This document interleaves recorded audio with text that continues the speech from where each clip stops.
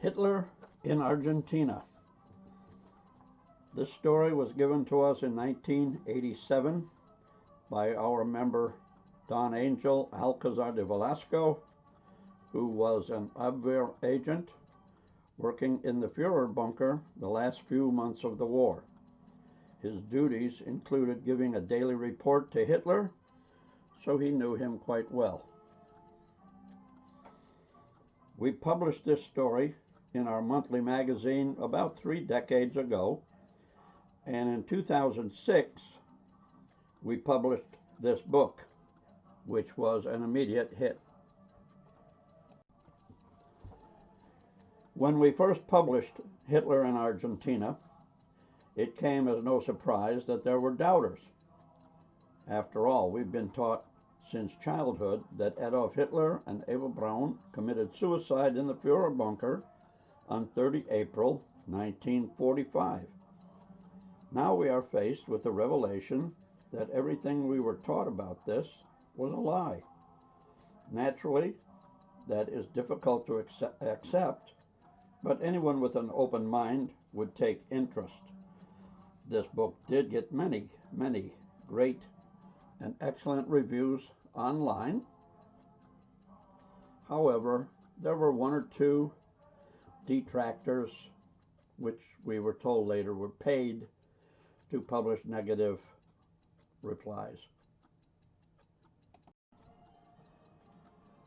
So first it was ridiculed, and we were called conspiracy theorists, which in and of itself is not a bad thing, because there are conspiracies, and a theory just means there's something you want to prove.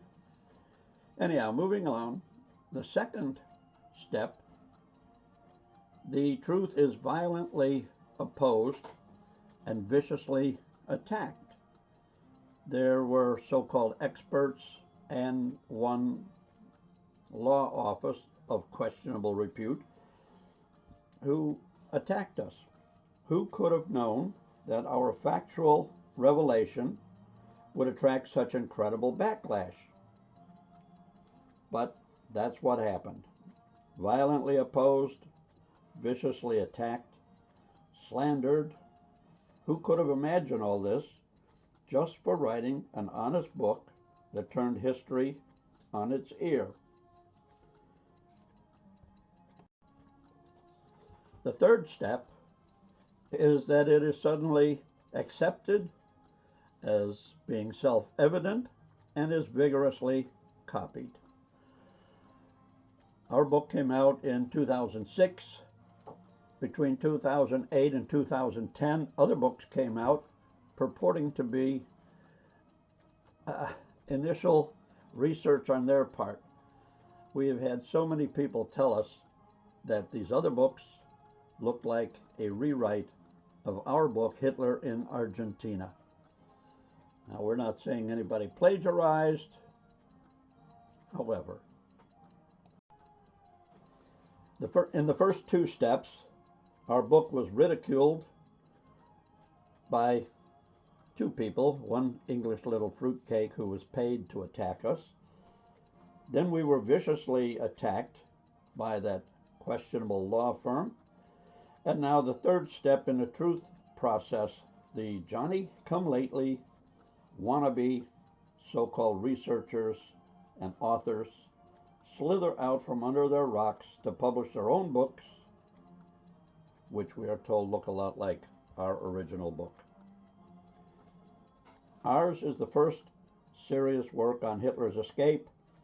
I've been to Europe more than 40 times researching this and other history, been to South America a dozen times, interviewed people. Our book is not only backed with hard facts and interviews, it is supplemented with dozens of files from the FBI, CIA, quotes from Stalin and others who were there at the end of World War II.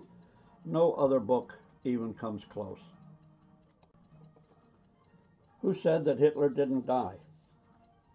I was a kid during the war years, and I remember July 1945, Joseph Stalin was making a big fuss in the press that the U.S. and England weren't doing enough to find Hitler. Well, if the Soviets had his dead body, why was Stalin screaming at the US and England to find him? Soviet Field Marshal Georgy Zhukov led the Red Army in the attack and overrunning Berlin. His troops were in complete and total control of the city, all its entrances and exits.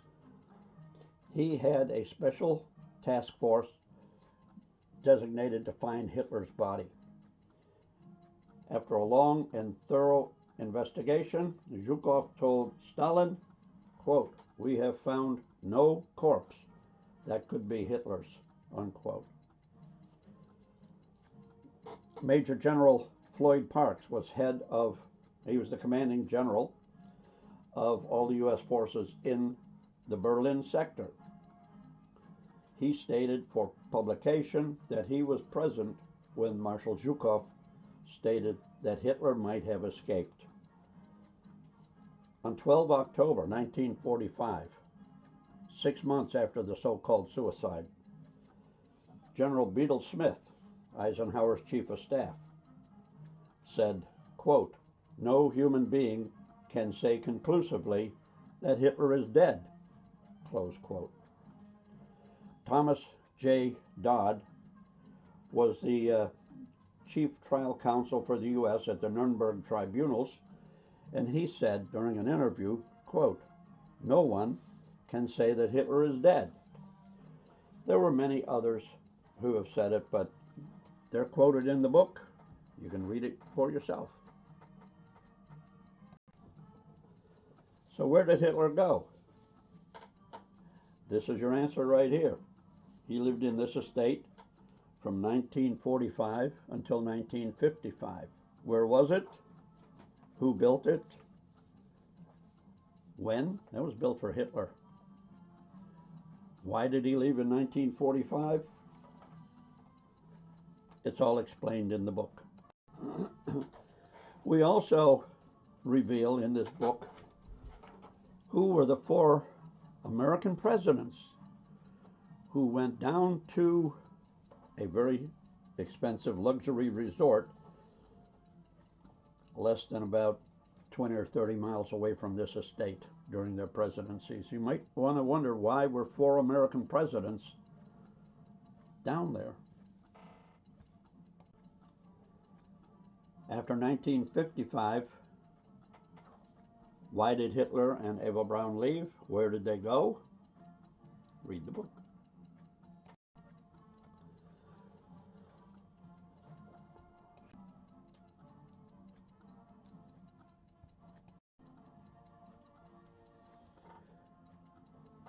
We are now in the nuclear research laboratory that was built by German scientists about 40 miles away from the estate where Hitler lived. They began construction in 1947, 2 years after the end of the war. This is what happens if you're not paying attention. I've still got pieces of the dock I fell through in my arm. This looks like something Indiana Jones would look for. This is one of the laboratory buildings. This is another laboratory building, and you can see by the size of the doorway, it was a huge building. This is the nuclear reactor building, and it's the only one that's been blown up. Everything else has just been left to fall apart on its own. So many people have asked the rather obvious question, why didn't they go after him? So I ask, who is they? And they scratch their head and they say, well, maybe Israel, maybe the Mossad. No, it couldn't have been Israel or the Mossad. Maybe the Soviets, maybe the US. The answers are all in this book. Here's how to order your own copy. And it comes with a guarantee, like everything else that you get from Sharkhunters. If you don't absolutely love it, just send it back. We'll give you back your purchase price, no problem, no questions asked.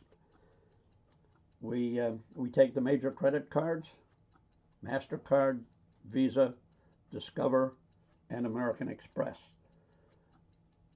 You can buy through PayPal, or we'll even take your check.